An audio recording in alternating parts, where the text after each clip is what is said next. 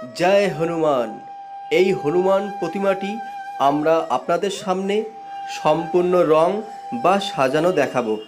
তো চলুন চোখ না সরিয়ে সম্পূর্ণ ভিডিওটি দেখুন।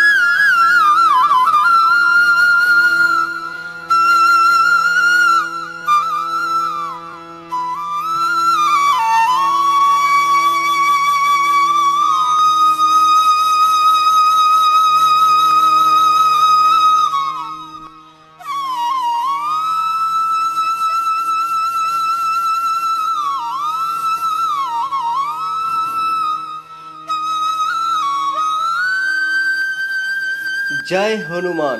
তো বন্ধুরা, এই হনুমান প্রতিমাটি কেমন লাগলো?